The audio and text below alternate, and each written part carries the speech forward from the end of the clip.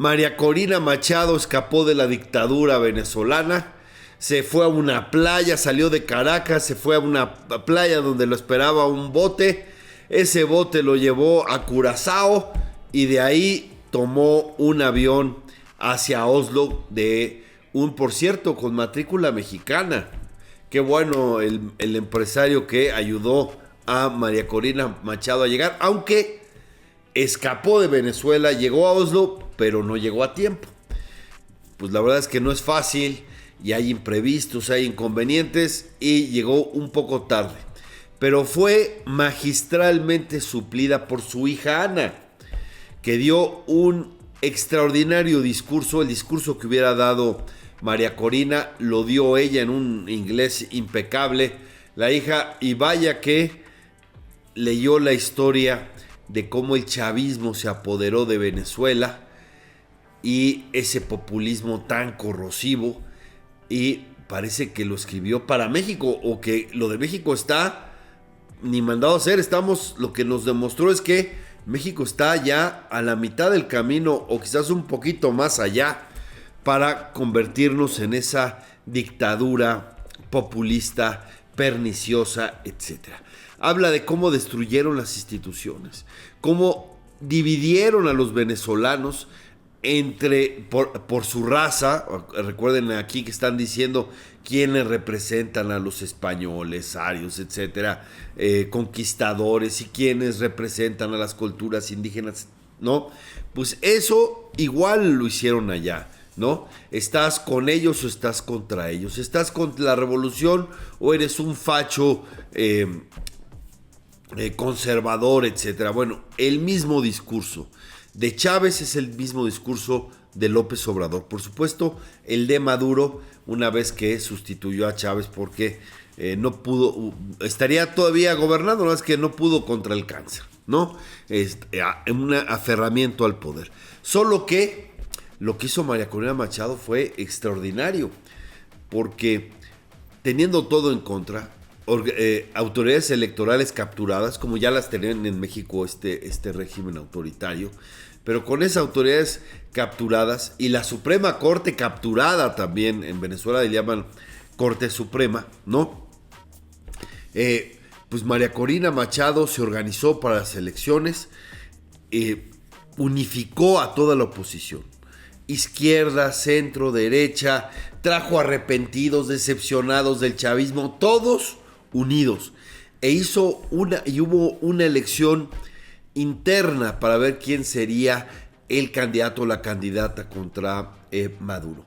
Arrasó María Corina, arrasó más del 90% de los votos, todo el mundo aceptó, pero el régimen dijo con sus autoridades controladas: no, tú no puedes competir, ¿no? Con cualquier pretexto, un burdo pretexto, que golpista, ya sabes, el cuestionamiento de moda para los populistas. Entonces no la dejaron competir a ella, no dejaron competir a su suplente tampoco, ¿no?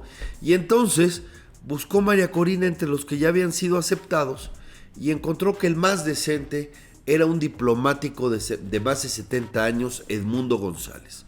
Habló con él, llegaron a un acuerdo y todo el peso y el apoyo de María Corina se lo trasladó.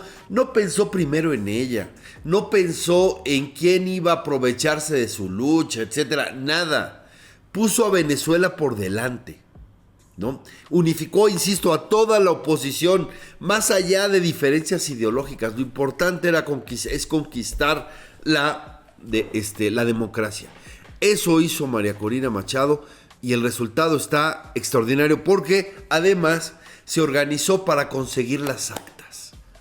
Cuidó las casillas, que ahí son mesas de votación, consiguió las actas y demostró el triunfo de Edmundo González. Maduro declararon su triunfo sin mostrar una sola acta. No mostraron una sola acta. Fue un fraude electoral rotundo. Perdió de calle. Y María Corina, con esa legitimidad, pues, y esa lucha por la democracia, por la libertad, llegó ahí, porque no olvidemos que Venezuela, Maduro es un dictador sanguinario.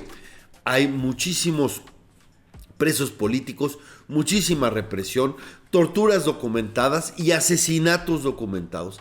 Así empezó el discurso del Comité del Premio Nobel, un socialista, un diputado socialista noruego, hizo un discurso impecable de cómo es la represión, cómo reprimen a todos, ahí no discriminan, reprimen a todos. Pues bueno, el discurso de María Corina en voz de su hija nos tiene que llevar a los mexicanos a saber, no tenemos que llegar a ese extremo, no tenemos que esperar 25 años, porque Chávez llegó al poder en 1999 y López Obrador llegó al poder en 2018, finales de 2018.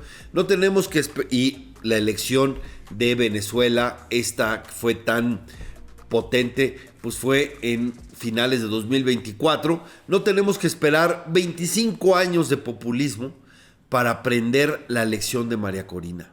Hagámoslo ya. Ahora Somos México ya tiene más de 200 asambleas.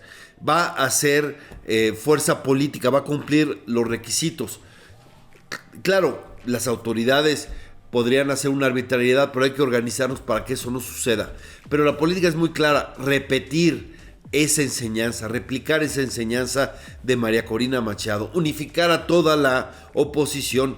¿Para qué? En la perspectiva 2030, que es la próxima elección presidencial, porque en 2027, lo sabemos, no puede haber alianzas para un partido de nueva creación, pero la perspectiva es 2030, el momento de la sucesión presidencial. Ahí unificarnos todos, cuidar bien las casillas, conseguir las actas y sacarlos del poder, antes de que sea demasiado tarde.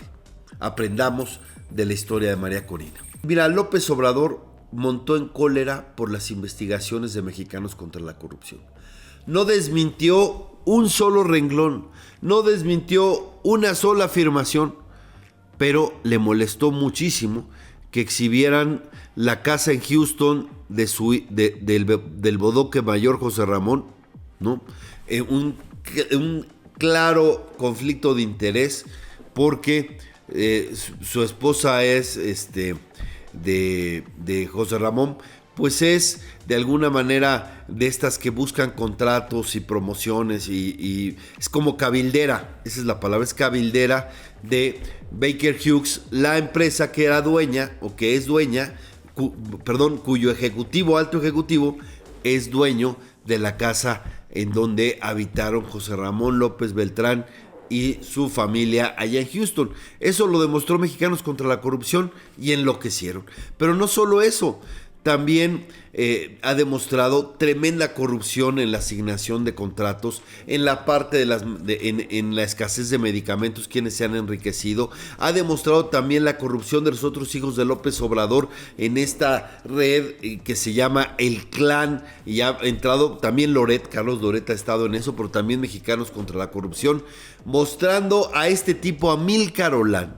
Amílcar Olán, ¿quién es? Pues vendía mosaicos en Villahermosa, ese era pisos y cosas así, algo así como Intercerámica, aunque no estoy seguro si esa es exactamente la marca que hacía, pero vendía mosaicos en Villahermosa. Y de vender mosaicos en Villahermosa, pasó a venderle todo al gobierno mexicano, desde medicamentos hasta balastro, y luego se morían de risa en conversaciones diciendo que el balastro era de mala calidad y que a ver si no se caía. Bueno, en ese clan en donde están muy cercanos los otros hijos, Andy y Bobby López Beltrán, hijos de López Obrador, pues eso también lo mostró, y muchísimas otras corrupciones en lo que tiene que ver con el aeropuerto, con Dos Bocas, con el Tren Maya, etcétera.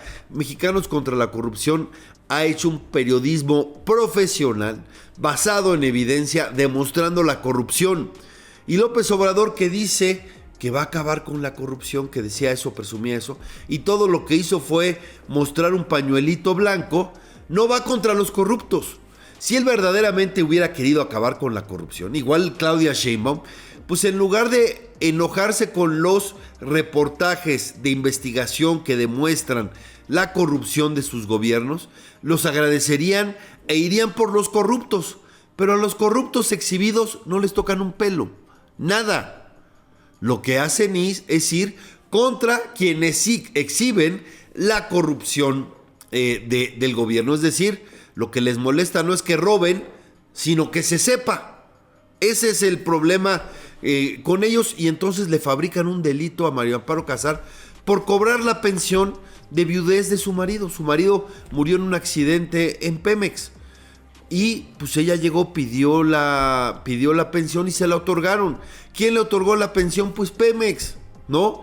Ella la recibe y ahora la acusan por utilización de facultades, indebida de facultades. ¿Perdón?